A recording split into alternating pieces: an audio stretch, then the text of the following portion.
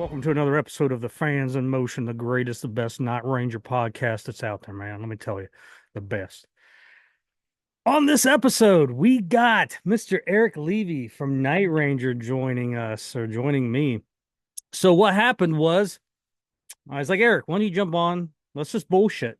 Let's talk about what happened in the summer of 2024, what's happening after the September break, what he's doing during the break. I was on the road with him for about a week. So we talk about that. We talk about everything. I thought it'd be like a 40-minute conversation. It turned to about, we talked for like 2.5 hours. So I'm going to break it up into 2 episodes. All right. But listen, uh, great episode. It's just a whole bunch of Night Ranger talk. We talk about everything, man. We talk about Elvis when we were at Graceland. We talk about some of the tour dates that have happened throughout the summer, some of the upcoming dates. We talk about some of the stuff he's got planned. God, what we talk about? We talk about some just random rock and roll news, everything. It's great. So sit back, relax, watch watch me and Eric just bullshit. It's good stuff. Talking Night Ranger. Good stuff. Here you go. Part one. All right. 5, 4, 3, 2. Hey there. Welcome to another episode of Fans in Motion, the ultimate Night Ranger podcast. Look right there. Hopefully, I'm pointing in the right direction. There's the man, the myth, the legend. He's on this podcast, I think, more than I am. Mr. Eric Levy from Night Ranger. Eric, thank you for joining me again, man. It's like you're pretty much the permanent co-host here. That's thanks for inviting me to hop on today. And you're this is an exclusive, man. You're broadcasting from look at that. What are we going to call that place? Levy Land? What is it, man? I haven't thought of a name. Hmm. This is the very first podcast I've done, or like any images really. It's from my new studio. I posted a picture like to social media when I first moved in, and everything was just like all over the place. But now things are not quite operational completely, but at least coming together. You want a quick tour? Yeah, let's do a quick tour of Levy Land. All right. Well, let's see. Back. Oh, shit. Can I switch cameras? Does that work? I don't even know how to Okay, do that. we'll find out. Oh, it's okay. I can do it like this. So back here we got keyboards, and then over here we have more keyboards, Let me guess. The other side keyboards? and then yeah, Oh, like more keyboards, Nostradamus over here. and then I've got just a short stack of keyboards here because I have like this magnificent view. Well, Look there's at solar panels, but look at yeah, that. Look at that. absolutely. Yeah, nice view of the mountain here. So yeah, I'm psyched. Things are coming together. I've got all the electrical hooked up in here. I just need to probably tonight I'll start hooking up MIDI cables and then saving the audio for last, I guess. A couple nights ago you sent me a couple videos. Where's that mighty turntable at? Oh, you want to see the turntable? Yeah. Yeah, the first album I put on was ATBPO, The and then Mighty the Night second Ranger album record. I put was that Belonging to Keith Jarrett that you sent me. You sent me both, I think, actually. Yeah, Yeah. here we go. Look at I that. just got it yesterday. What's Now on is there right that now? John Coltrane ballads. I think you sent me that one too. Dude, you've like uh totally stoked out my entire record collection. You know well, this. listen, man, you need some, jazz on vinyl, man. Yep. And some Night Ranger. You got Wasted Time on 45? No, I don't have that one. All right, well, I'll have to get you a copy of that and um maybe I'll put that in a birthday package for you because you got a birthday coming up, you old fucker. Uh, Oh man, it's uh, dude, you're such a thoughtful dude. so there It you it go. would be fun to hear it on vinyl. It's like a whole new experience. Like just hearing like the first I put on side B and it started out with Tomorrow on ATBPO, and oh man, it's like I've just never heard the music sound like that. Yeah. Well, Like like hearing it for the first time. it's weird with ATVPO on vinyl because, streaming or on CD, Tomorrow is always the last track on the record. Unless you have it on CD, I think, or whatever, because Savior was a bonus track and you could only get That's it what my on. vinyl is. Yeah, it's got Savior on it at the Okay. very end. So most of them is Tomorrow's the last track, and then Savior follows it on some platforms. I can't remember. But only on the vinyl is um is Tomorrow track 6 Really? or whatever. Yeah, And I and always it put it being the last track too. and it can't be for spacing because it's on the same side.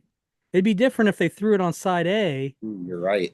you know what I mean, to switch something up, but it's on side B, so it doesn't That's really. a great I point. mean, I guess maybe the only thing I could think of is you got more space. I still don't think that makes sense, but you still got you got the farther out on the vinyl, you know, the more, I guess, still don't make sense because you can condense it. But anyways, I don't But know. the closer you get to the end of the side, right, the more difficult it is to have like really bass heavy music. I want to say because it'll M- make things May, skip around to, or I don't know.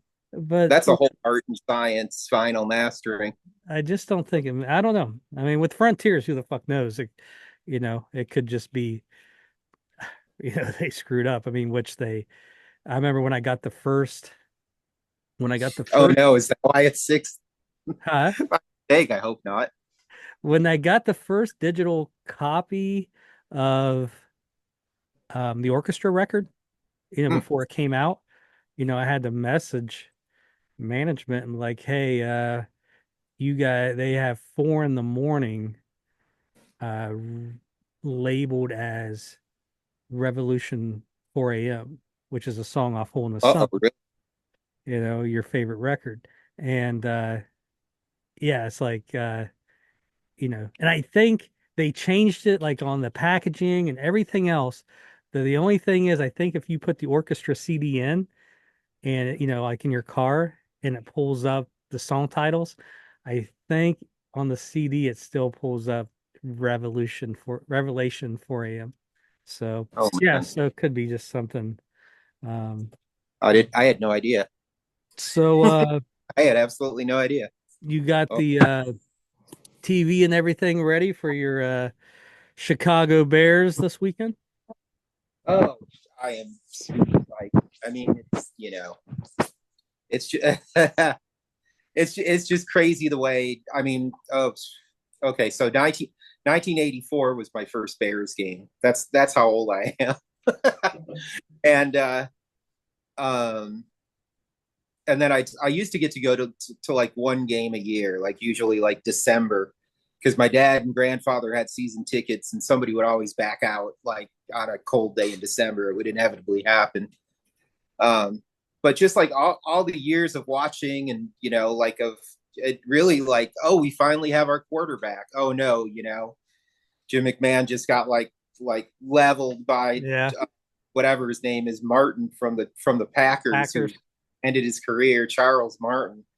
And then it was like, a year of Eric Kramer in the 90s where he was good. Bears had Mhm. Jim Miller around the turn of the century. And then it was like Rex Grossman got in the Super Bowl Rex six. Grossman. But he had an injury-ridden season or early career, and I think it took some of his mobility away.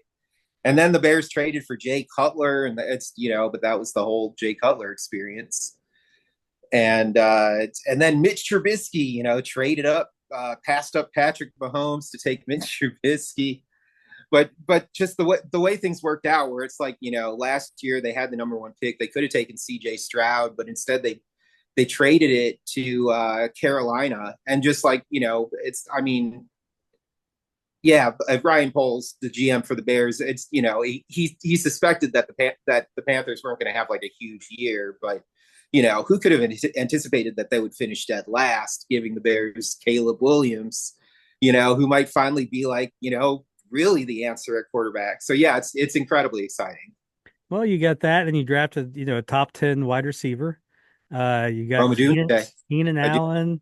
Who's the running back you guys signed? DeAndre Swift from Yeah, the Eagles, but he used to be with the Lions. yeah. So it's going to be wild this year playing Detroit twice, where Detroit's running back is David Montgomery. Well, they have Jameer Gibbs too, but David Montgomery was drafted by the Bears, played his Mhm. first 4 or 5 years, no, 4 years there, I guess. Mhm. So yeah, it's like the Bears and Lions kind of switched running backs. I don't know. That's going to be a great rivalry. I think for some years to come. I think Detroit's going to continue to be great this year. And who's the other? You guys got that wide receiver in the Carolina trade along with the pick. DJ Moore. Yeah. Oh, and that guy is just wonderful. And he just signed a very team friendly contract extension. So man, Mhm. yeah, he's that Yeah. dude. Great. You got yeah, I mean we'll see. I mean Justin Fields, I always say he was the best worst quarterback I ever seen. Like he couldn't win games and he made, he somehow wasn't good. But God, there'd be just some plays where he would just make and it was just like, how is this guy not can't put it together. But I did see a breakdown. Someone broke down his Steelers preseason game, and they did a really good job. They're like showing him in the pocket, and they're saying like right here, you got one, two, three targets, and here's the main target, open, but he doesn't go there. He doesn't even look at the second target or the third target. He just gives up on the play, and he's like, all three are open. If you make that play right there, and when you see it like that, it's just like it's a split second, but that's the difference between the good quarterbacks and Justin Fields. Another Oh, it's bad. I didn't see the clip, but it does sound like his time in Chicago, where yeah, you would see these flashes, and he could do things athletically that like no, Mm. like some of those runs for touchdowns, escaping the pocket is like what and the guy's like huge and strong, and there's so much promise there. But I guess I mean, what do I know? I played Madden Mobile on my phone. I never played football for real. I'm a musician, but I know even playing Madden Mobile, sometimes I'll like throw to a guy where I know the defender's there, and it gets picked off, and I'm like, why the hell did I just throw? You know, Hmm. so Well, I it's think I can't be too hard on these like actual world class athletes well, I for think real. a lot of times I think coaches need to play Madden because it's like, like if you think about the Lions, I can't remember exactly, the Lions last year in the AFC in the NFC Championship game, they're up and it's like they went to pass on second down, towards the end of the game and it's like you can't do that. I know maybe your thought process is we're going to catch them off guard as they think we're going to run. But, And I when, think the mentality of Dan Campbell, like being aggressive, is what got us here. Let's continue being well, aggressive.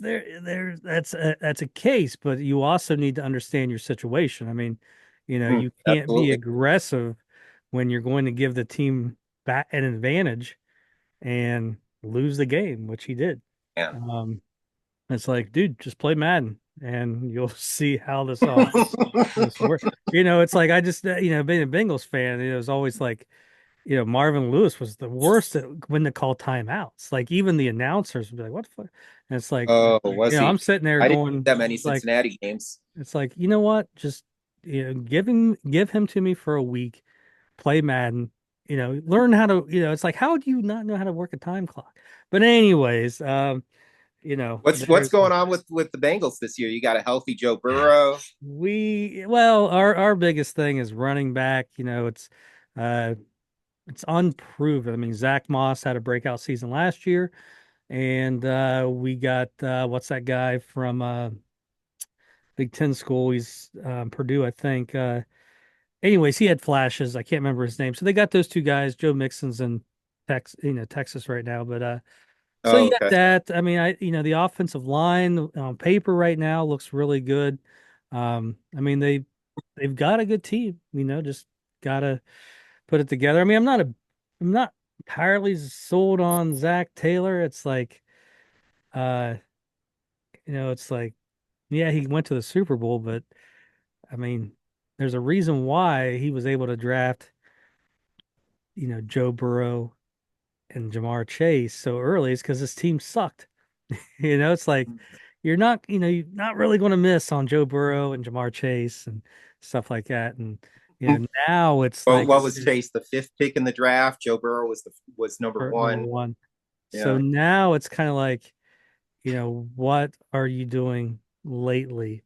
And we'll see. I mean, now's where the brain power comes in because you got a decent team. You're not going to draft high, so now you got to you don't get those easy picks. So it's easy to make a top five pick work.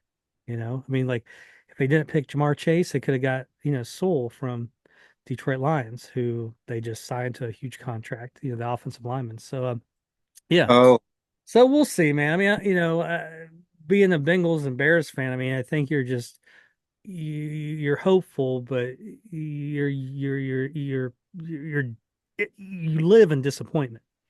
It's like, um, it's why it's so weird the last, like with Joe Burrow, right? Joe Burrow has won five playoff games. Before that, the Bengals had won five playoff games their whole franchise history. really? Even with like Boomer Esiason Yeah, and with the Sison, uh they won three.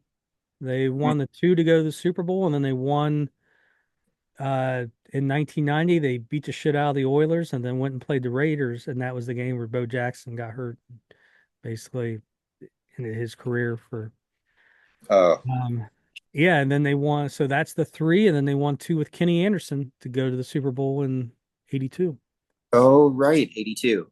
Yep. That's So that was the five. So yeah, starting out as a Cincinnati, sports fan, 85, Reds and Bengals, the Bengals go to the Super Bowl in 88 and the Reds win the World Series in 1990. And I just remember being like Hmm. 13 years old going, man, this sports thing is really fun.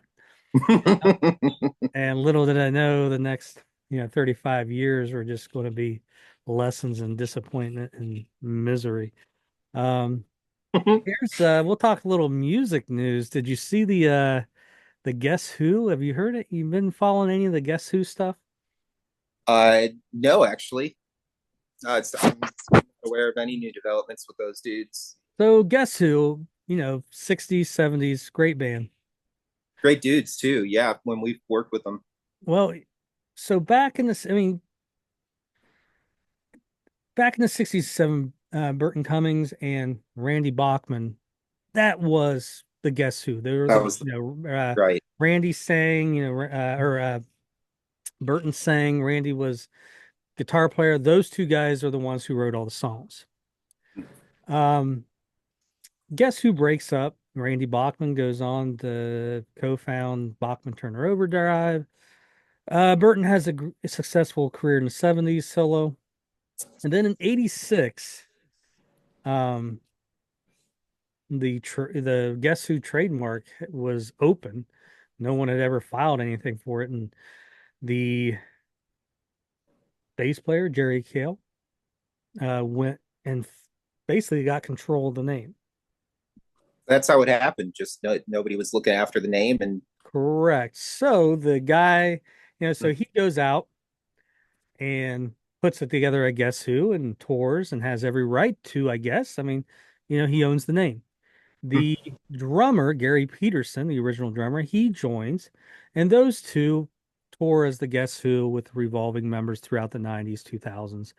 And 2012, Jerry Cale retires, and he allows Gary Peterson to basically tour as the Guess Who. So all those guys in the Guess Who are unoriginal members who were there just, in the last 5, 6 years or so, except for the drummer. And then even the drummer, the original drummer, wasn't really doing all the shows. Troy Lacuto from Tesla was playing drums for some shows. So oh, was basically, you were having the Guess Who with no original members. Or if there was a member, it was just the drummer. And obviously, Randy Bachman and Burton Cummings did not like this, basically saying it's a cover band out there recording and touring as the Guess Who. And I whatever, mean you know, the you can, guys, the songs that you can, I mean, that is like the case with a lot of bands, right? Um, but Burton Cummings did something that was very unheard of. Kind of went scorched earth. So part of your publishing and all that stuff, royalties, is there is like so a theater pays so much money a year in licensing to all the publishing companies so bands can come in and just play songs. So if Night Ranger plays Ozzy Osbourne, it's not a big deal because that theater is covered under that. All And it's right. up to the publishing company to figure out Well, I think it's just a go blanket to. thing. It's just, a blanket thing. If all these bands are signed on, they just get a certain check every year. Okay. Um, I could be wrong about that. I mean, that's just small details. So, um, what Burton did was he had them take his name off that. Any songs that he wrote, which were all the big Guess Who songs, right? So, what that means is no place can play the Guess Who hits that he wrote live. They can't stream them. Whoa. You you Nobody know can play. you can't stream them nothing. And he did that to so when the Guess Who with even though they owned the trademark name, They don't they know the they don't bell. own the songs. And when he did that, all these venues you can't play Guess Who songs. Now, even if you were a Guess Who tribute band, you can't play Guess Who songs. Now, what he did was he made exclusive. There's a Guess Who tribute band, and so he gave them exclusive rights. You can play Guess Who, but that's Oh, it. So basically, if you were a cover band playing in a reputable theater, they would probably tell you you can't play Guess Who. We don't have that licensed. what And about like a jukebox in a bar that's got American Woman they were on it? I would bet they probably took that off Wow. everything. But what it did was it prevented the Guess Who from playing any of those songs. They could play songs that weren't written by Burton. So like they could play their whole new album, but that ain't going to last very long when everybody's going to hear the Guess Who songs from the 60s and 70s and they're playing only songs from 2018 and 2022. Yeah, that's not going to work. And so the Guess Who had to cancel all their shows. Now, uh, Burton and Randy lost money because they're not getting any streaming, any royalties, nothing like that. And today they just reached, well, it'll be yesterday when you guys listen to this, just reached an agreement so they now own the Guess Who name. Really? Yeah, because I mean, technically, I mean, I'm sure they had to pay Jerry Cale and Gary Peterson money and stuff like that.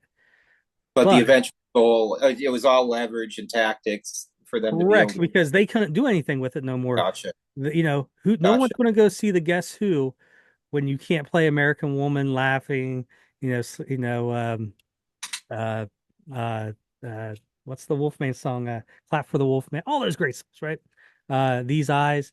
Um, Yeah, these eyes. yeah, and so uh, the Guess Who page, whatever their last album was, they changed the name to that name of their last album, and Oh, they changed the name of the band yeah, to the last yeah. album. So now the Guess Who is going to be Randy Bachman and Burton Cummings. Now they don't know if they're going to tour with it or not because they both got, you know, careers and dates already set up. But I think, I hope they do because it's like to do all that and then to not tour, in a way is that a slap to the fans of your songs? Whereas, it's like you could be doing an incredible thing for the fans of the music by saying, after all these years, here we are back up on stage, you know, singing these songs. well, I think they looked at it as if you only have the drummer who was only there till the mid 70s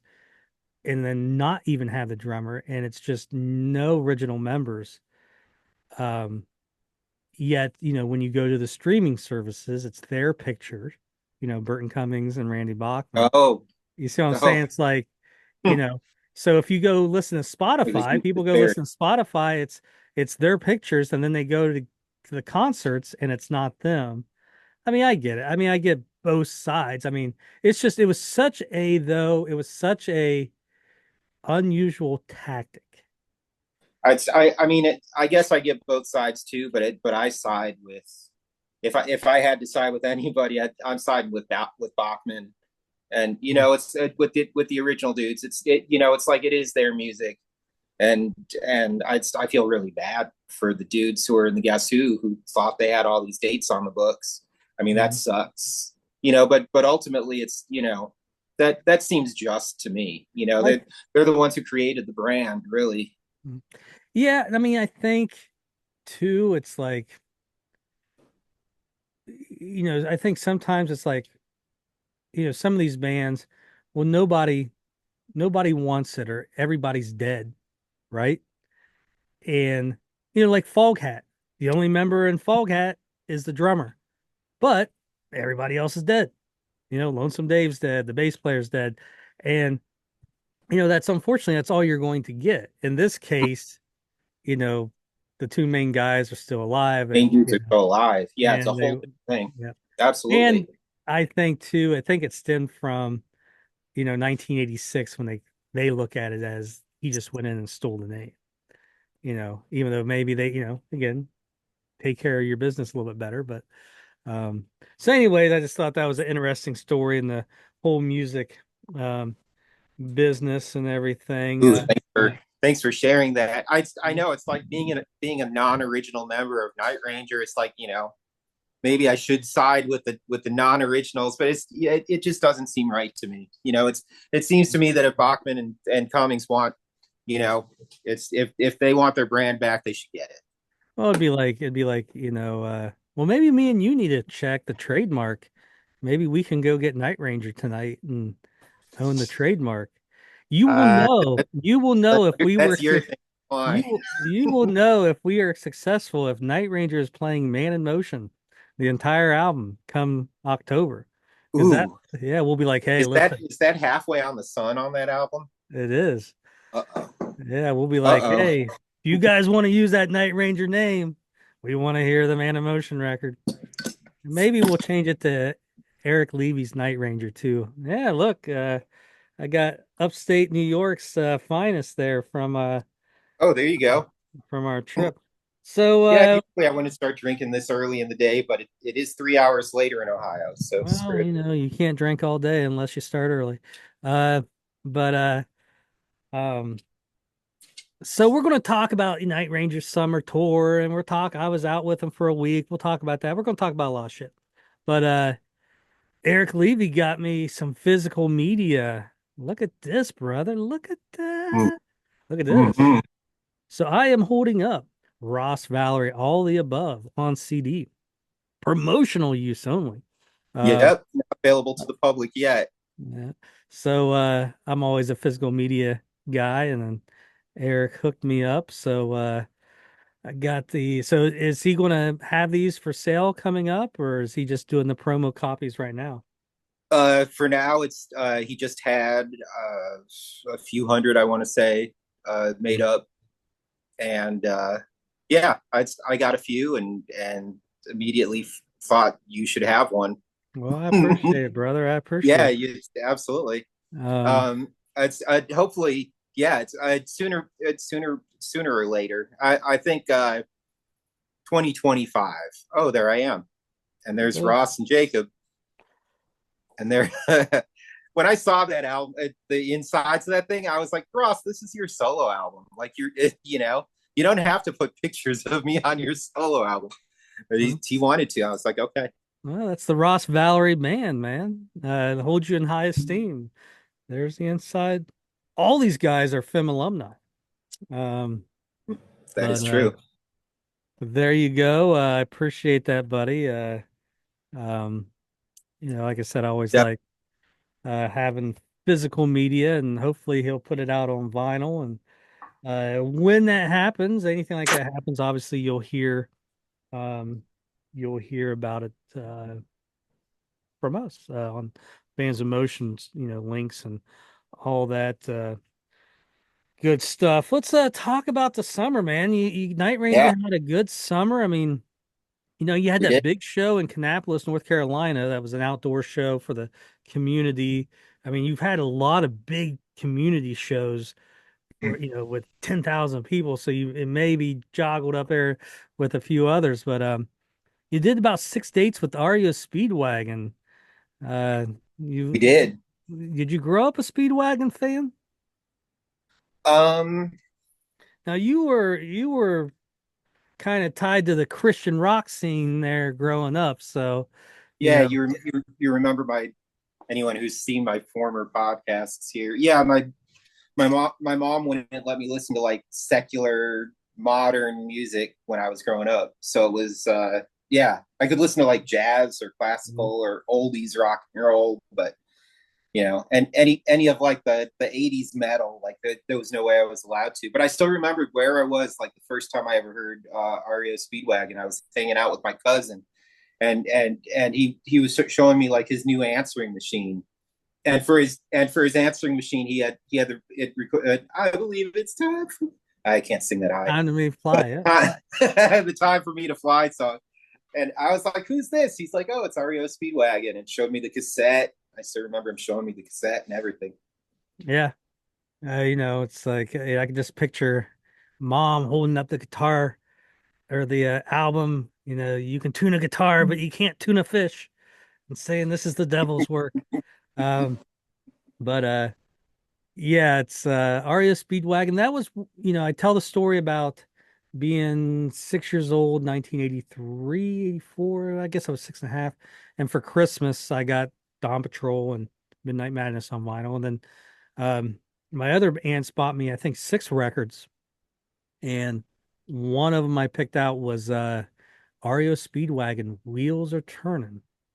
And Wheels Are Turning, besides Night Ranger, where I listened to every song, when I got records, like say I got the Cars Heartbreak City, I listened to the hits kind of, as 6 years old, but I just remember, finding, I think it was his first song on side A, so that wasn't that hard, but like that was like the first song that I discovered on my own, like not from MTV. What was it? Oh, cool. I Don't Want to Know. I think it was released as a single maybe at one time, but I didn't know that. Just put it on and gravitated to that song. But yeah, Gary Richrath, such a great guitarist. If I Oh tell you man, to go look up Roll with the Changes on the Midnight Special, that's my favorite song of theirs. and you will see that band wasn't Kevin Cronin's. That band was Gary Richrath's. Hmm, And you will see just how great of a performer he was. I mean, Kevin Cronin sits behind the piano the whole thing. It's Gary really? Richrath that's out in front, man, just Hmm, fucking wailing on his Les Paul. Um, yeah, so it's just so much different then than it is now. Um, and interesting. Gary Richrath left in the early '90s, I think, late '80s. Uh, and technically, there's no original members of REO Speedwagon. Uh, Kevin Cronin's not the original. Technically, but Kevin, he is the original vocalist on their biggest hits. correct. Well, yes. I mean, if I remember correctly, and someone will have to correct me. Maybe Riding the Storm Out, he didn't originally sing. Like Oh, you could right. the version that's live is the popular version, which he's singing. Um, I don't know. And then I think Golden State, Golden Country. I don't know if he's the original singer on that. I don't know. I'm not, I don't remember all the shit. But anyways, the first couple albums, Kevin Cronin's not the original singer. Yeah, I can So, hear the difference too. It's definitely a different voice yeah. on the, and the early stuff is great in its own way. I think too. 70s rock, and Mhm. I mean, it's when I've seen, when Kevin goes up there and says, "Hey, we started out as just a bar band in Illinois, just playing a bunch of bars." It's I can completely relate. That's how I started out Yep. too. In Chicago, but playing a bunch of bars in Illinois. Yep. And I think Neil Daughtry or whatever his name is, he was their keyboard Keyboardist, player. yeah.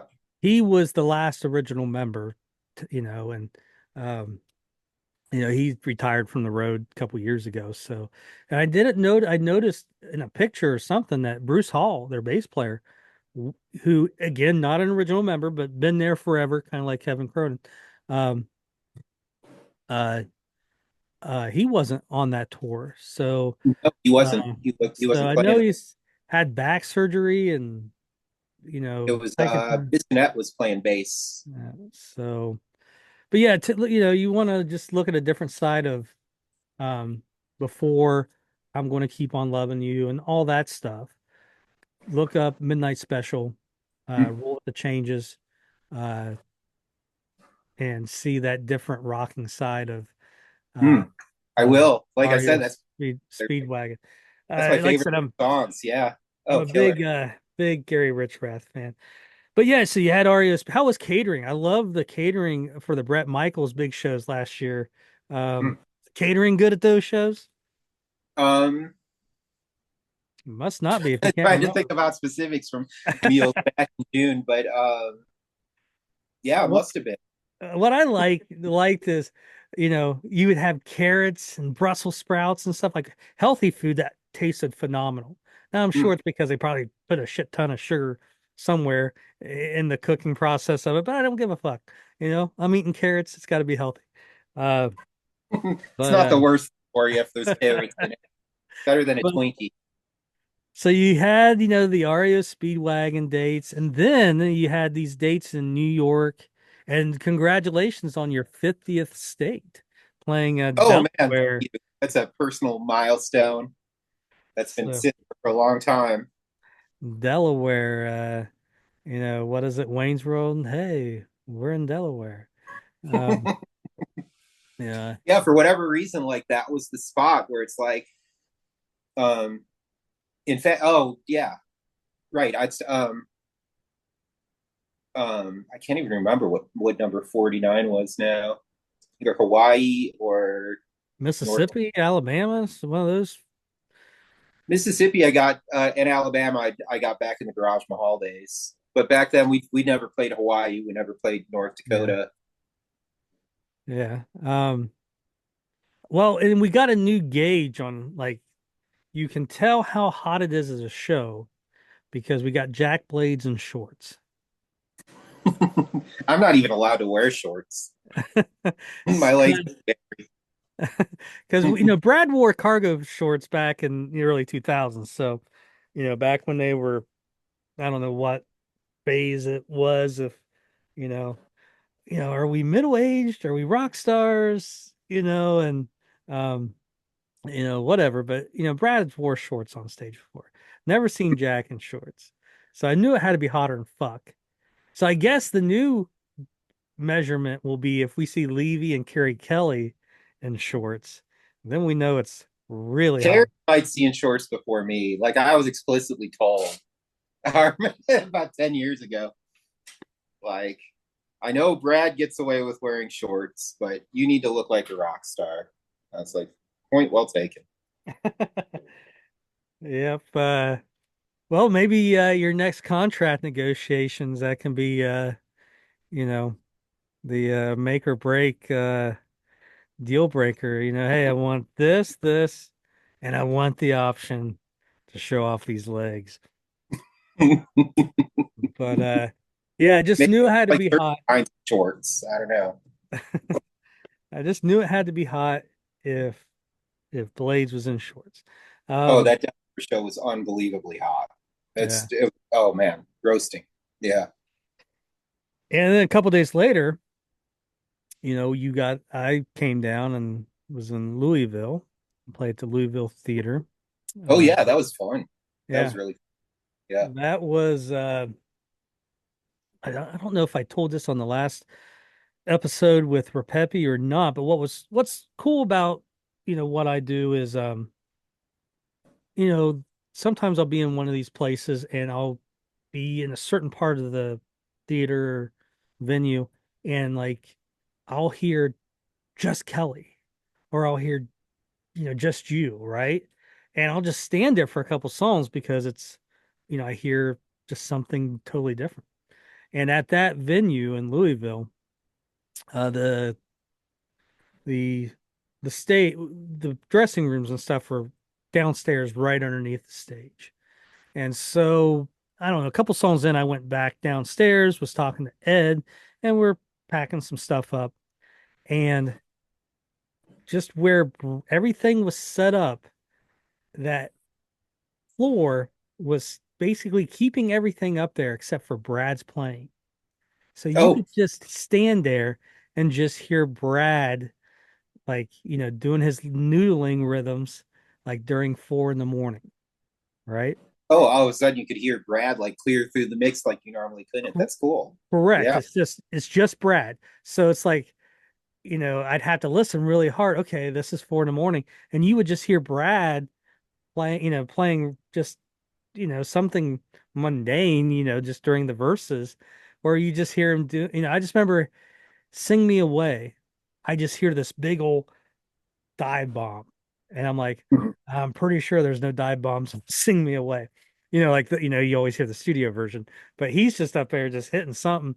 There's And dive bombs in the live version, no yeah. question. Yeah. But you just hear it.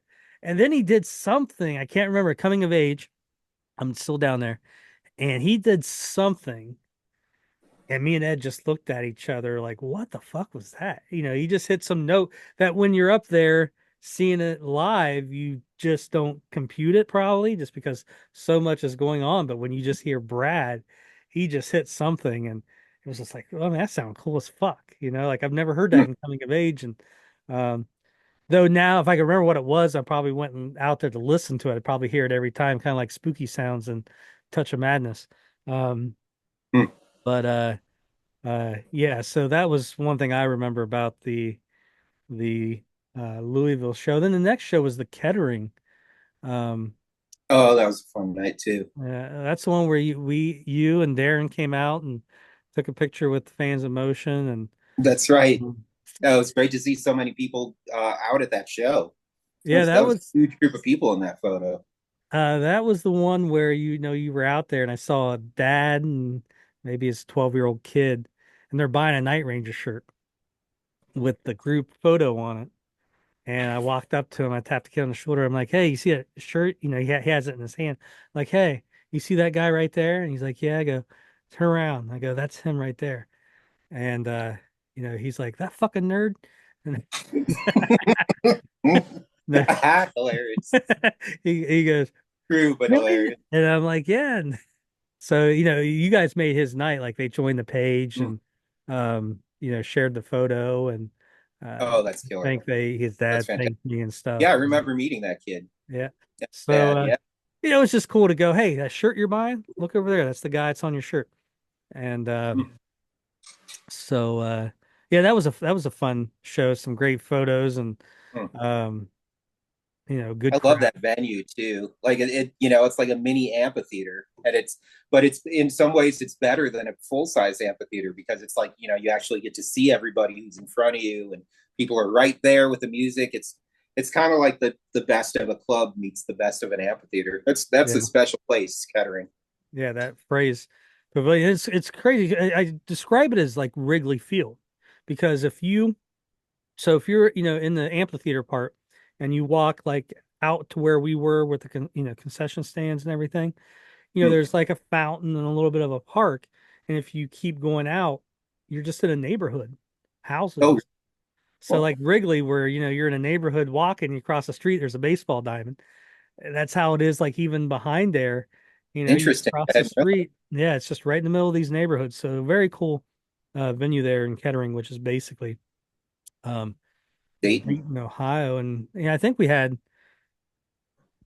some time off there because I took Jack to the Air Force Museum. Uh Oh, that's right. I missed out on the. yeah, I so me and up Jack on went over days. there, I would have loved to have seen it. and it's cool. Jack's talking. I was in the Air Force, and I've been to that museum 100 times. So it's cool, like me and him giving each other history lessons. He's like, "Hey, I got this guy's uniform or whatever," and and we're talking back and forth, and I don't know, I was kind of standing there reading something, and I kind of looked around, where Jack at, and he's over there on the other side reading something, and I don't really think about it, but it's like I kind of stopped. I'm like, I'm at the Air Force Museum with Jack Blades. And so I Mhm. sat there, I looked at him, I just tried to picture him like in the turquoise, blazer, whatever the fuck it was back Oh, in the Seven Demolition. Wishes outfit. So I tried to because, Jack Blades today is just Jack, you know, I describe them as they're like three grandpas that can't, program their phone. That's kind of what I deal with. And but so I get in that mindset. But I looked at him over there, he's reading. I just like close my eyes and look over again. And I picture him, you know, the big hair and the turquoise coat and all that. And I'm like, that's that guy. But we had a good time over there at the um Air Force Museum. And then I gotta go drink beer with Carrie Kelly. So uh Oh man, you live to man, tell. yeah. It's a drinking contest between you and him would be interesting. Yeah, It's you know you what? both could drink me under the table. I have no doubt.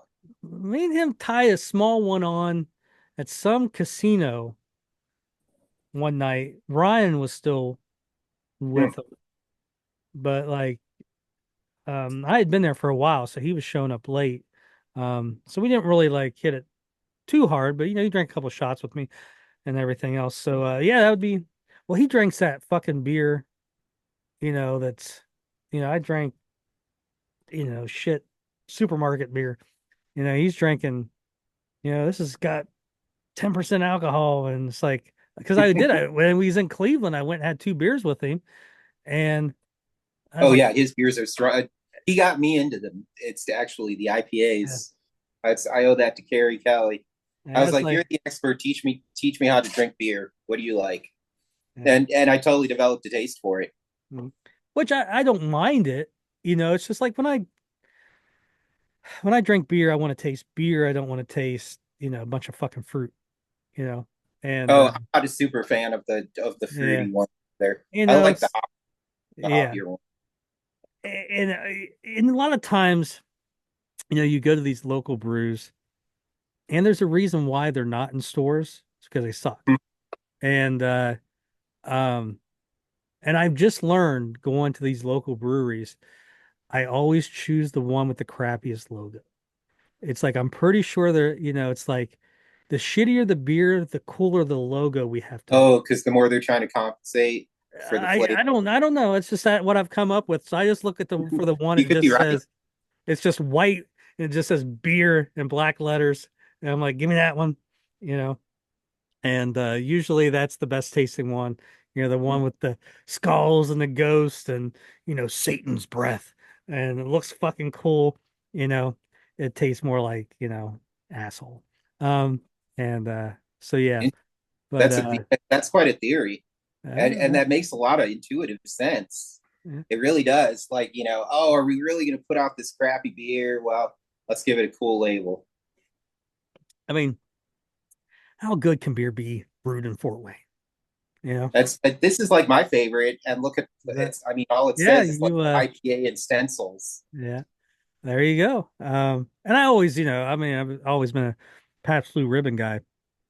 And, Ooh, I might argue, why are you drinking that? Blah, blah, blah, drink this. I'm like, listen, PBR is good. I like you PBR. you got a blue Untapped. ribbon? You got a blue ribbon on yours? Nope. Mine does. Case closed. But the great thing, and I probably said this before, the good thing about ribbon is 20 years ago, you could hardly find ribbon anywhere. Mm. And then like colleges and stuff, and they were, it was beer that was on sale or cheap, and then places started carrying it.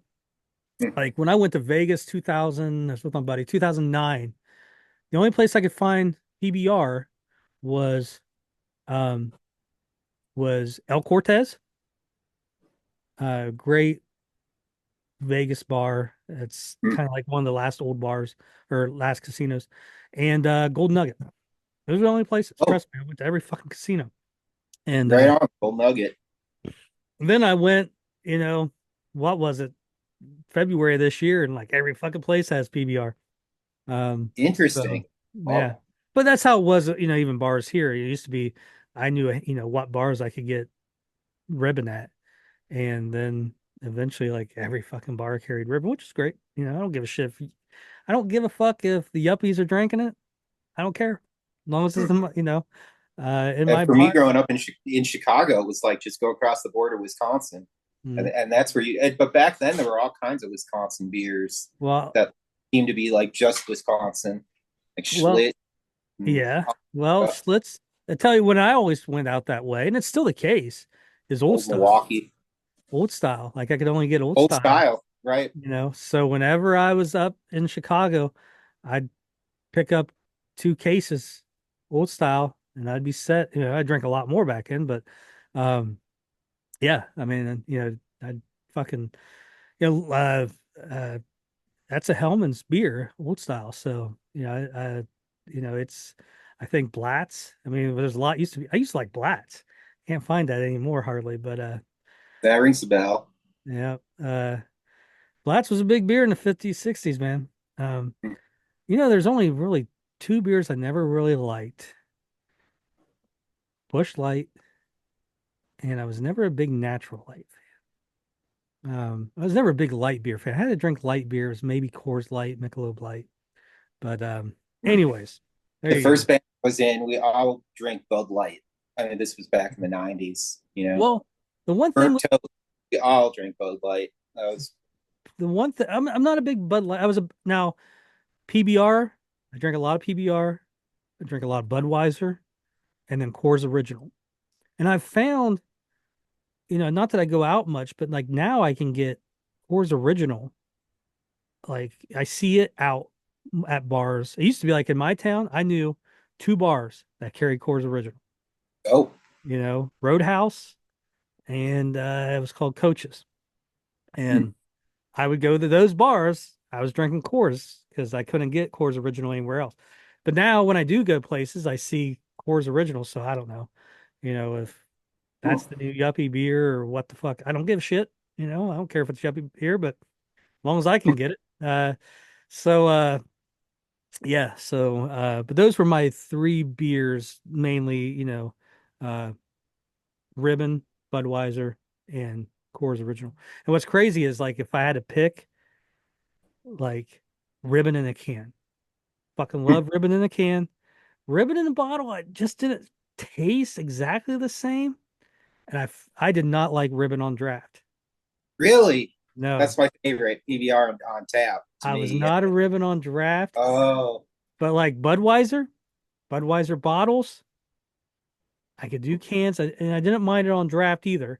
But it was more, that's the one thing about Bud Light and Budweiser. They're pretty steady no matter what, cans and stuff.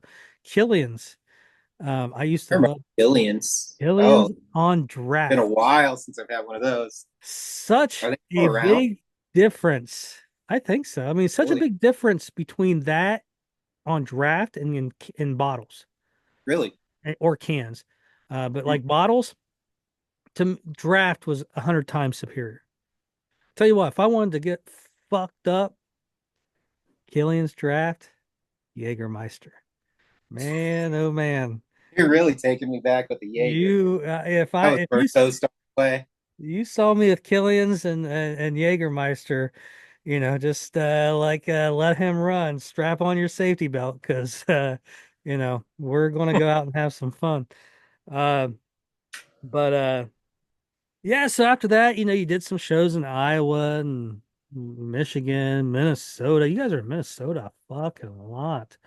Yeah, Um, I'm actually going to be back there with under the street lamp in a couple I weeks. was going to ask you about that. I saw that Hmm. they were announcing some more dates, and so when you doing Under the Street Lamp? For those that don't know, Under the Street Lamp, kind of like Jersey Boys. I think originally it was some of the guys from Jersey Boys. So all those 50s, 60s hits and tuxes and them doing the dances and all that great shit.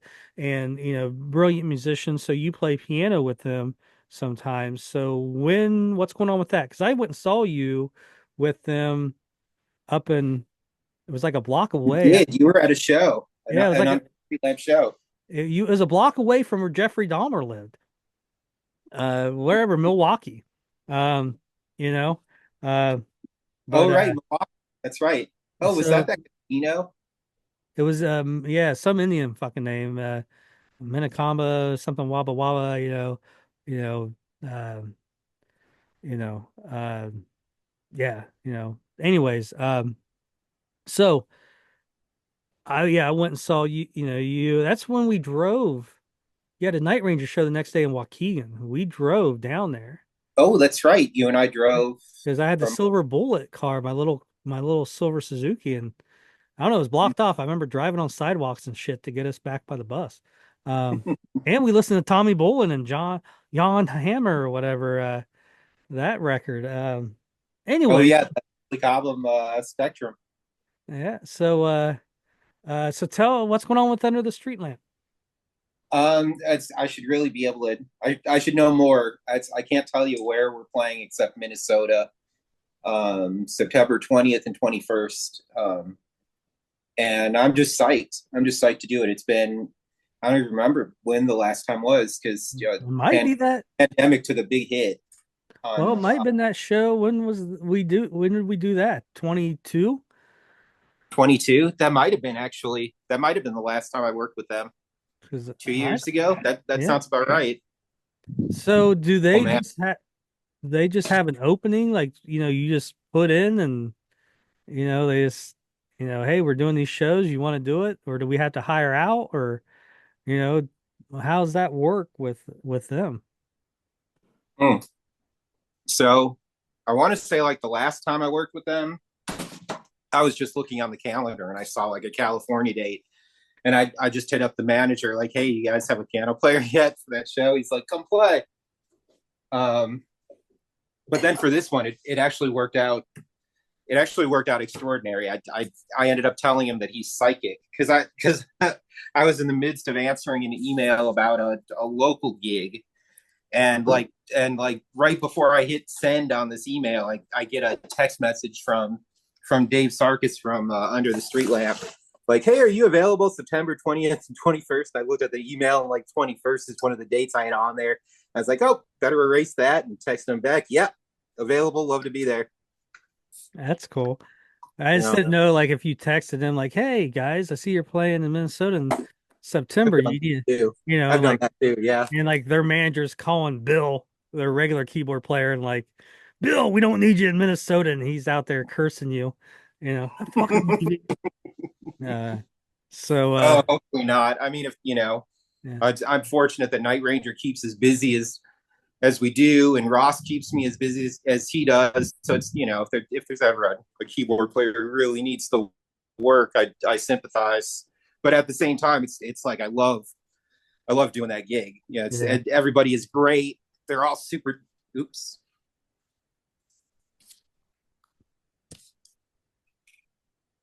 Did I lose you? I can hear you. Oh, There you go. am I back? You're back. You're back. I All think right. that Sorry was about quick. that. I think I was quick enough where I don't need to write anything down to edit. Um, All right. but Quick yeah, enough. so Yeah. what we'll do is I'll keep an eye out for those Minnesota dates and I'll post them to the fans of motion and Oh, please do. I really appreciate that. Yeah. And I can't wait. uh, It's gonna be fun doing it too. In fact, I want to say like when I saw Jack at the last show, he's like, so are you gonna play with those Under the Street Lamp guys? During this mm, break, I was like, I don't know. And then sure mm, enough, here I am doing it. there So yeah, like really am. there you go. Wear your Night Ranger gear and yell for Sister Christian. That's what they need to do. Mock up. That'd be kind of cool as if they did, you know, 80s songs, but like in that doo-wop, you know, uh, kind of frame of mind, When I Sister first started Christian. jamming with them, they actually had an '80s melody medley. Now that I Yeah. think back, like, right when I first, like 2013, like the very first time I ever played with those dudes, they had an '80s medley, but it was all kind of like based around old time rock and roll. And then at some point, I think old time rock and roll ended up becoming their closer or their encore.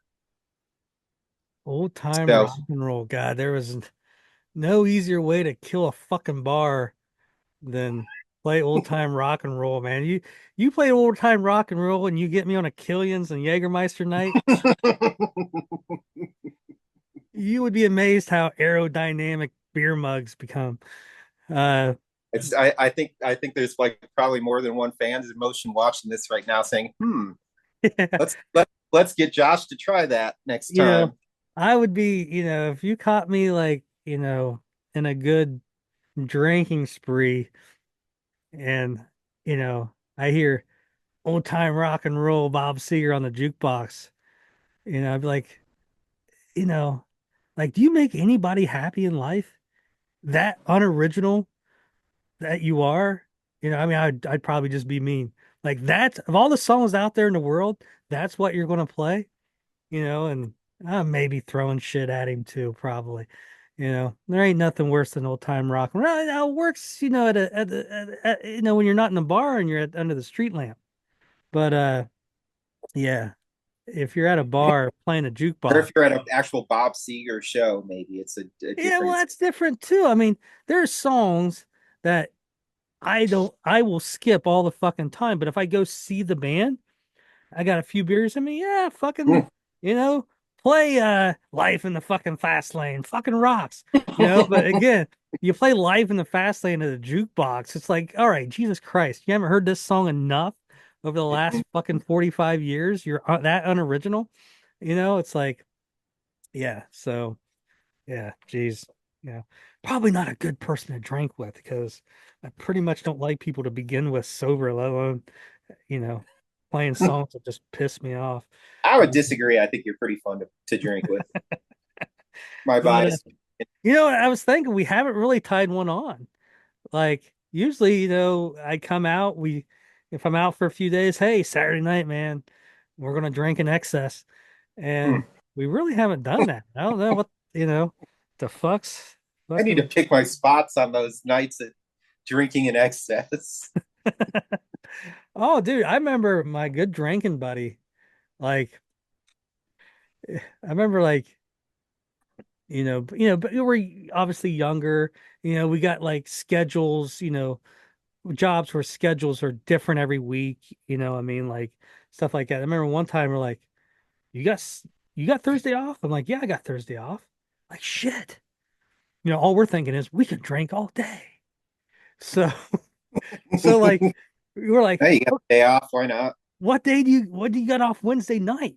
And it's like, okay. It's like, well, we'll go out drink Wednesday night. We'll get hammered, crash at my place. And like we woke up, went and got haircuts and shit, and by 11 a.m., dude, we were hitting the happiest of happy hours. Oh my God, there ain't nothing like a 15-hour fucking drinking spree. But uh yeah, now, I gotta be wary if I start at 10 o'clock at night, because I may not make it till 2. Um, you know, I can still drink for 15 hours, but not consecutive. There might have to be some naps in there and uh a lot of fucking water. But That's rough. so Hours straight drinking. oh, we would That's do it. I mean, that tells you how old I was. There was a bar that had 56 happy hour, and we knew the bartender, so happy hour ended at 7. She would, you know, we'd give her $5 and she'd just line shot glasses in front of us, which equaled 50-cent beers. So we're drinking 50-cent beers probably till about 10. And yeah, I mean it was rough. But then back then we could do, I mean, I carried a pillow in my car. There'd be sometimes, you know, I was like, pro all right, drinker move right there. I'm Carry a just pill.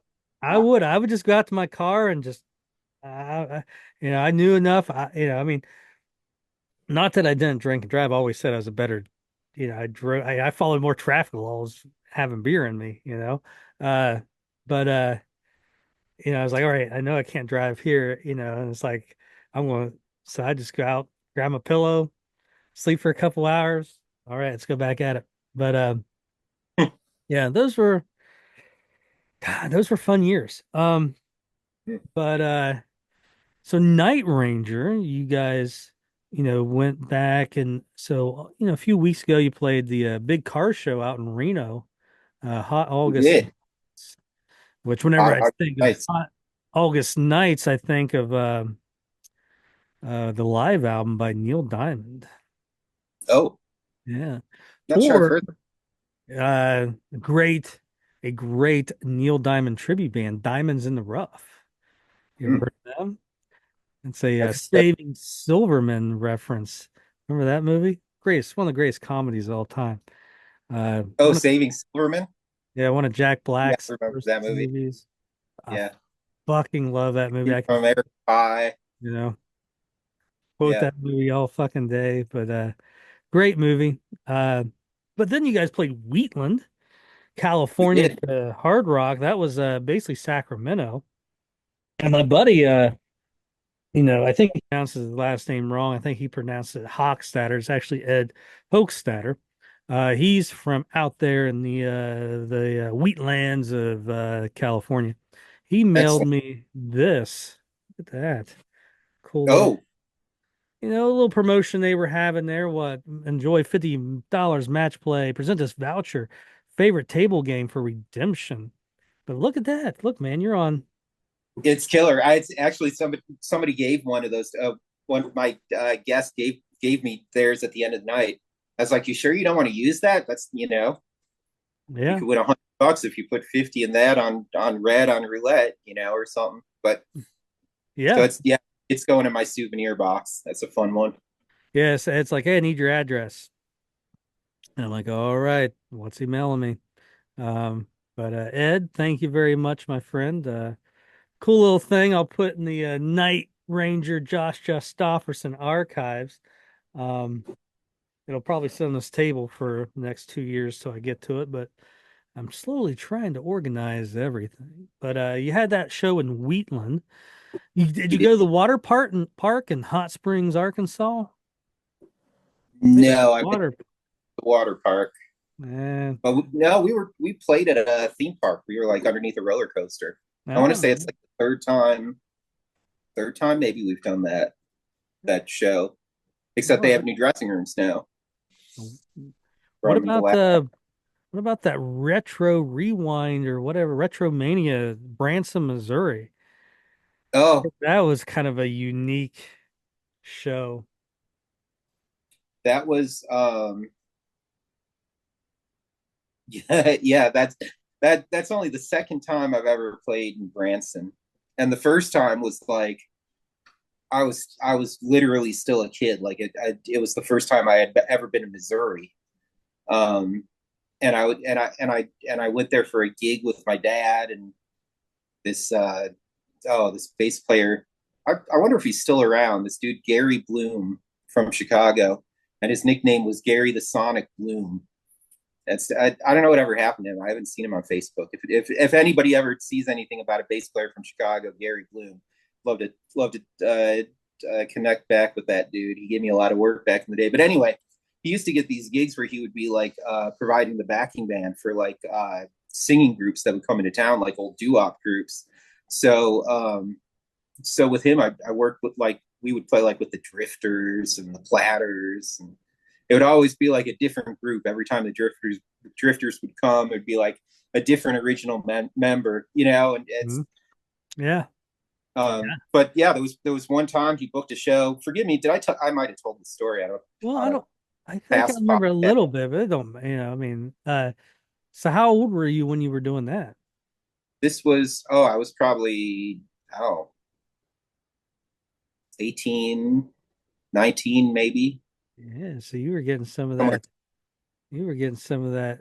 Those spinners groupies, man. It's so yeah, the Branson show we played. It was like the MC was Wolfman Jack, Wolfman and it Jack. was like a year. It was like less than a year before he passed away. It was Yeah. and he was like and funny enough, like the one song he sang all night was old time rock and roll. But the rest of the time he's just introducing the acts. But he kept walking over to the piano and just like slamming his hand on the piano as hard as he could. And the microphone inside the piano, the whole theater was just. And the Um, Tokens were on that show. It's at the Lion Sleeps Tonight. Yeah. Played that one. I think You the know what's Chris you know what's there, great? Fabian. So when the tokens came today, how many do you remember how many of those guys were there? Like was it just one guy or like three or four? I think it might have been they had the most original members, or I think at least two of the guys were like originals. Okay. Well, the reason why I say is Dennis Marcelino, who was in Rubicon, he toured with the tokens, I think in the 80s Really? and 90s, maybe Oh, 2000. what a trip! Really? So he would have been like the saxophone horn player. Um, Oh, I guess so for this show they didn't carry a band with them because we were uh, their band. so they But that one oh one wow, so one of the I just didn't know if one of the guys that came with them played horns because maybe we have a Eric Levy Rubicon crossing. whoa! Did any of them play horn? I can't remember. It's Yeah. possible. So he wasn't an original member, but because if you remember, like 87, 88, that song got popular again. Hmm. And, so when they went out and toured, they traveled, and there was group photos and stuff, but he did that. I don't know how long, but yeah. So Dennis Marcelino from Rubicon, was with Interesting. him for a good while. Um, yeah. So Branson, I know was a kind of a weird thing because huge venue and I don't think the tickets sold very well. So it was kind of like an empty place compared, to what it could hold. I heard it was like one of the best Yeah, street shows that no one disappointing. saw. Yeah, it was Uh, disappointing. but But that's the promoter. It's a town we never play. All kinds of factors. All we could do is, I remember my mindset was like, okay, at least let's try and be the talk of this, 4 days. So it's like, of the people who are here, because there are people here, hopefully they walk away from this, after the 4 days talking about Night Ranger and the show that we put on. yeah, It's but what else could you do? yeah. Well, I mean, I think it's just difficult. One, Branson isn't a rock town. Branson's a country town, and you're going up against Monsters of the Mountain or whatever the hell it's called now. Right. The The, same weekend. yeah.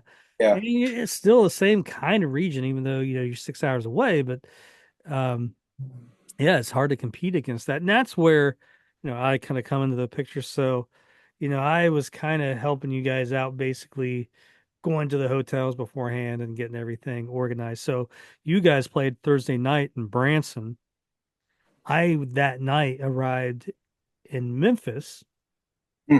because the next night you guys were playing the Graceland Live. And And yeah, I'm a big Elvis fan, so as I talked to Ed, like, I'll fucking definitely come, do Memphis. So yeah, so you guys came. Well, I remember you guys coming in early in the morning, and I went and told the receptionist, like, hey, I'm still in your Elvis cut, cardboard standout.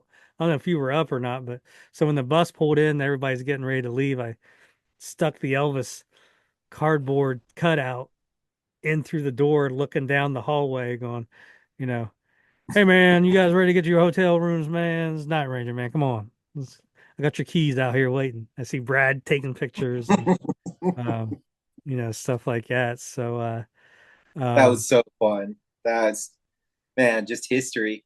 And I yes. mean, it's like how many it's hearing about the Jungle Room all these years, and it's like then you get to the Jungle Room, and it's just like this little converted patio with Yeah. it's like okay, this is like the famous Jungle Room, but at the same time, it was just like unbelievable with the shag carpeting on the ceilings and Well, walls. And so that place was incredible, it's and it was so so yes. And well, it's like I tell people like, obviously I've traveled everywhere, but my first trip really on my own when I was 20 was with a buddy of mine and we went to Graceland. Back when I hardly had any money. I think we went because it was a month where I got three paychecks. So I had like a little bit of extra. And so we drove down to Graceland like in his 87 Chevy Celebrity. This would have been January of 98. And it's just crazy to think Elvis, back then, like Elvis had been dead forever. But it was only 20 years, not even, or just a little bit over 20 years. And it's like I remember, being in high school, me and my buddy, staying the night with my buddy, and I don't know what the fuck we're doing, playing some game or something. But like we had Elvis movies on in the background, the station was playing. And when I graduated in 95, I had Elvis Aloha from Hawaii tie. And, just to think like he wasn't even dead 20 years then. Um, but but I never have been back since then, as much as I love Elvis. So I know so much more about Elvis now than I did in 1998. So to go there, one, and then it was like, how cool is it that I'm going with Night Ranger?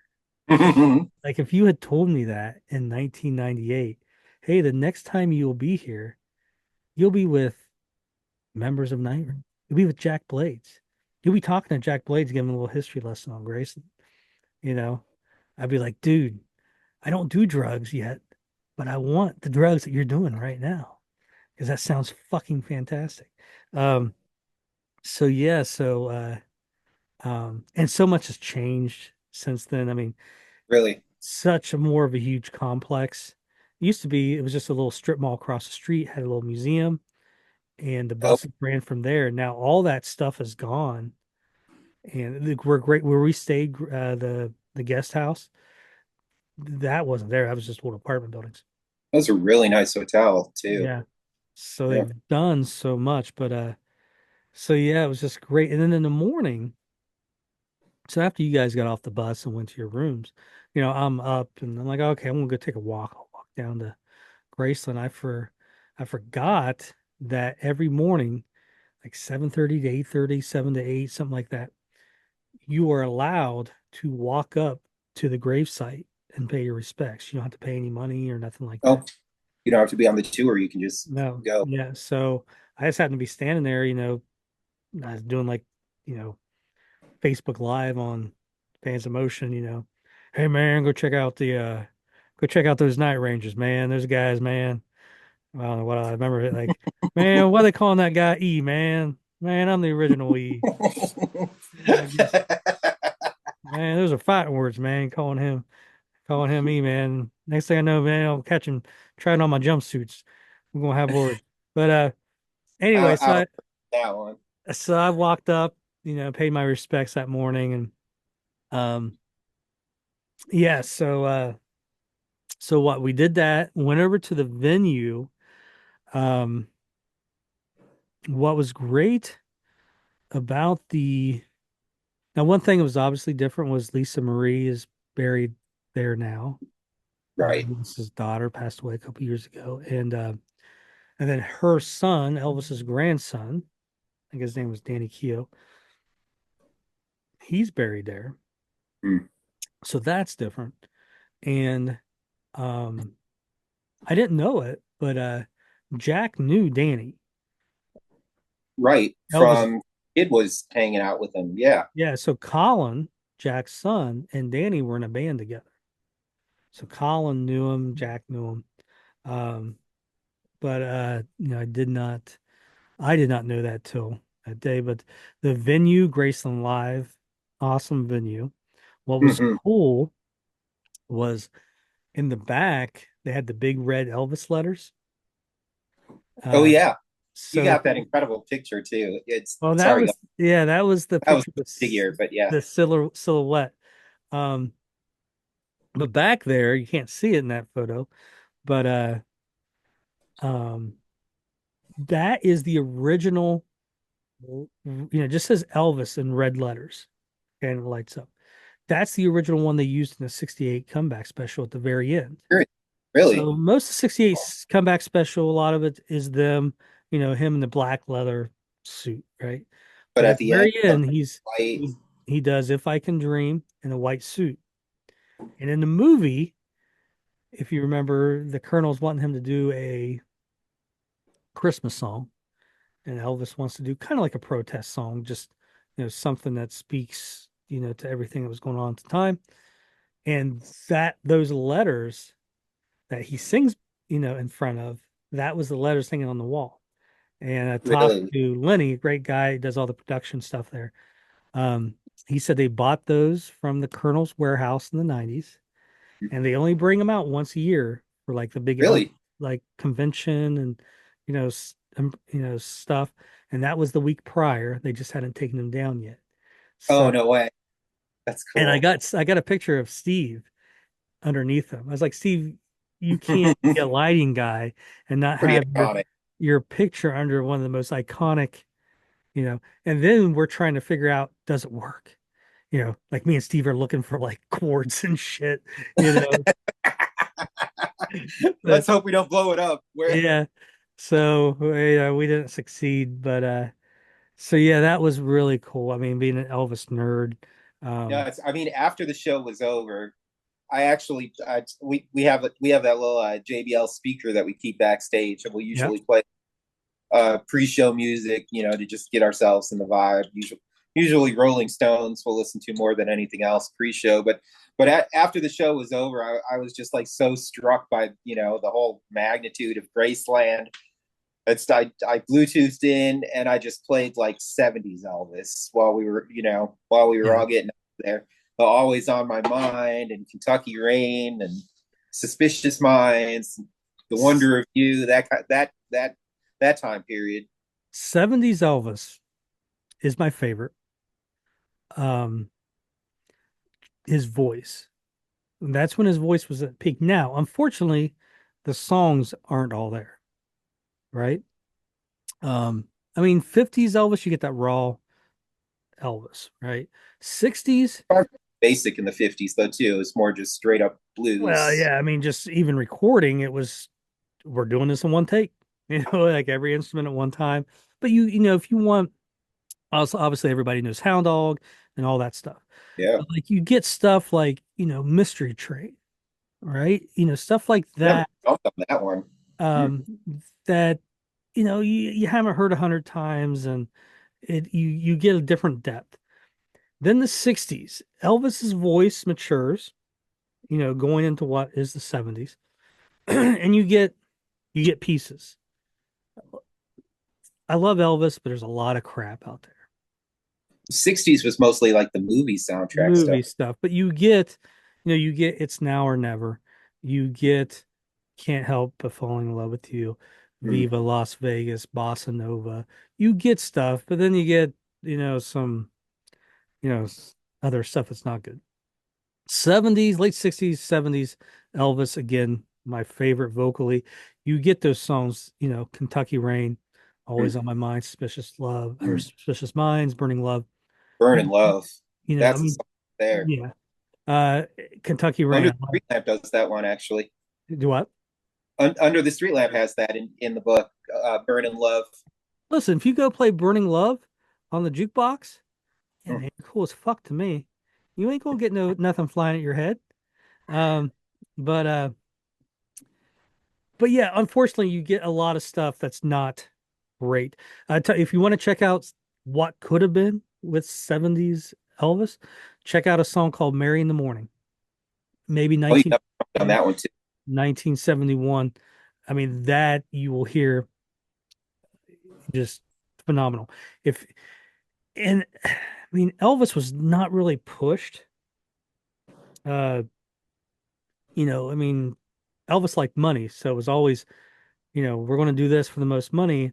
And, he didn't get pushed a lot artistically. So you get lazy. All right. If you look in the movie, you get the 68 comeback special where he bucked against um, the Colonel, and you get something that's iconic. The 68 comeback special, originally called the Singer special. Singer Sewing Machine sponsored it. That's Oh, what it was called. Um, and so so you're not really he's not really challenged. Um, so you don't get the songs. Mary in the Morning. And then I tell you, go get Aloha from Hawaii. All right. So oh, okay, right. Elvis, That's been a 1973, while. it's aired all over the world. Uh, Elvis never looked better, never sounded better. Um, and But to go look up I forgot American Trilogy. Okay. Oh, I love American Dream. I actually put that on backstage too. And Jack was like, "Should we really be listening to this?" You know what? No one cares except people who want to think that people care. Um, great You're song. getting, we're getting your podcast blacklisted right now. So, uh, and um, and what's funny is I think like that song, you know, uh, actually written by a Northerner, by the way. Uh, Was you know, it yeah, kind of like "Take Me Out to the Ball Game," written by someone who had never been to a baseball game. Uh, seriously? I didn't know yeah, that either.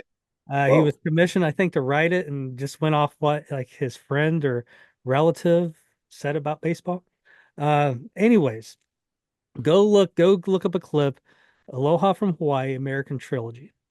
And during the middle of the song, it breaks down and it's just there's a little flute solo, right? Right.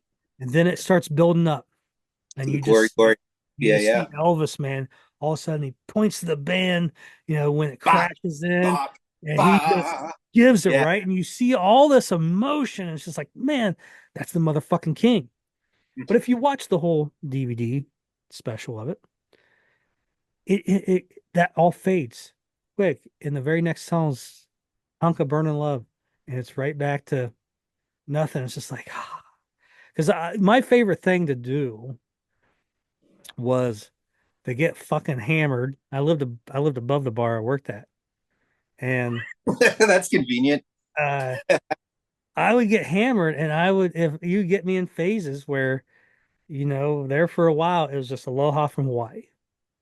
So I had to just go up there and watch it, drink more beer, and I remember there was this girl. I guess she was trying to get with me or something, and like the fourth night we hung out. Finally, something happens, right? I just remember her telling me like next, you know, took me four fucking times because every night, I was hammered. I don't remember much of anything, but she's like, we would get up there. I'm thinking, something's going to happen, and you're just up there watching Elvis singing, and I was like, well, I like Elvis, man. It's like, Yeah, but would Elvis approve? you know, but uh. But yeah, she's like, I didn't know how to compete with Aloha from Hawaii. And a lot of people don't know. Everybody thinks, they talk about Elvis overweight in the 70s. Elvis was only overweight significantly last year and a half of his life, Really? 75 in 75, 76, 77. Oh So man. yeah. But Memphis was phenomenal. Uh we got the we got the private tour. So that's where we got the picture of Jack and the picture of you and Carrie. And I was like, I don't think I've ever asked for a photo with you guys, but I told Ed, get my fucking photo with Yeah, the that's a Night good one. Ranger up on Graceland. And I Absolutely. um, Yeah, boy, absolutely. if you've never been to Graceland, I mean, it's so weird to think he's been gone for 47 years. And, um, somehow that place you would just think it would diminish, because Over time, people just die off who listened to it, and the new generations. you got to think there's probably not people alive who, when Elvis broke out in 1954, 55, 56, who are still around. To be, say, a 13-year-old girl, you had to be born 1940, 41, 42. In that case, you're in your 80s. Hmm. I mean, to get Elvis back Oh then. yeah, if you were like in that movement, and yeah, if you were a kid at the time when he was breaking, yeah, Yeah. So, and then really by the 60s, I mean, there's not a lot of new Elvis fans. I mean, coming around was the Beatles and Rolling Stones and all that shit. right. Um, so for it to still, you know, and I think you see this in stuff. Like to me, when I was growing up in the 90s, the Doors were still big, Mm, right? The movie helped it, sure. you Yeah. know, but it's like today's youth and generation, a couple generations, before that, they don't have that same connection to the Doors. Um, I mean, their classic rock is Nickelback. Mm. Um, Yeah. and Right. and I think that's why you see a lot of these groups doing these big expanded CDs and stuff because this is it. There's not going to be a market after, everybody my age and older are gone. You're just not, 40 But years. it's, I mean, yeah, you saying that though, it's like that begs the question that you started with. Why is Elvis's site still so popular? To which I feel like, not only was Elvis, like right place, right time, all the ingredients, but it's like what he innovated musically. Like he wasn't just the white guy who brought the blues to the white masses. It's like he merged it with the country, and it's like he came up. He really did have like a brand new sound that all of a sudden was, it just made everything make sense. Yeah. I mean, Yeah. I can't imagine what it must have been like back, when Elvis was a kid, and it's like, you have to flip to like the very end of the radio dial to hear the blues. It's, A yeah, I mean, lot I of can't even. like pirate radio and stuff. I mean, um, I think really where it used to be Elvis's Graceland, I almost think Graceland is kind of becoming bigger than Elvis. You know what I mean? Like, there's not, I don't think there's a lot of younger people who are like, man, I really dig Hound Dog and, Heartbreak Hotel and stuff. And then from that, they move on to Graceland. I think Graceland as itself has just become such an iconic thing to where let's go to Graceland and learn about Elvis. Instead of I love Elvis, let's go to Graceland and learn more about Elvis. I think Interesting. it's almost that, Graceland is such its own thing. Let's go there and learn about Elvis. Um, And how great is Memphis? I mean, have you done Sun Studios tour? I did it in 98. Me and Ed went and did a couple things. I'm like, hey, Sun Studios is like a mile down the road. I drove him by it. Um, Big history on Sun Studios, not very big. Um, Stax Museum I've done also. It's yeah. amazing. Yeah, That's and what, man, Memphis. yeah, and Beale Street, and my first tattoo back in the 90s when right before the tattoo thing came off, me and my buddy saw a tattoo studio down this dark alley, and went down and some big fat guy with lightning bolts on his head gave us each tattoos. Now I'm sure there's tattoos on the main strip and everything else, but back then, we had to look down.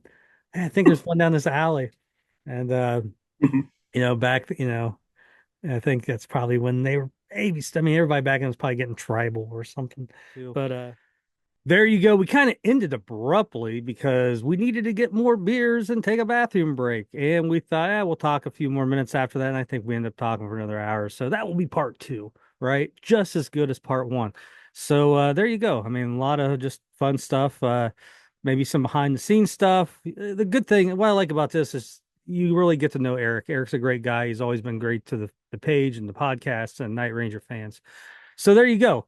Listen, do me a favor if you're listening to this, wherever you're listening to this or watching this, go click subscribe and all that good stuff. So if you're watching this on YouTube, click subscribe to the Fans of Motion YouTube page. Go to Instagram and follow and X and Threads. And obviously, the main hub is Facebook. Go type in Night Ranger Fans of Motion, click join. And if you know, make the cut, I will hit accept and you will be one of the 11,000 strong. All right. Until next week. See ya later.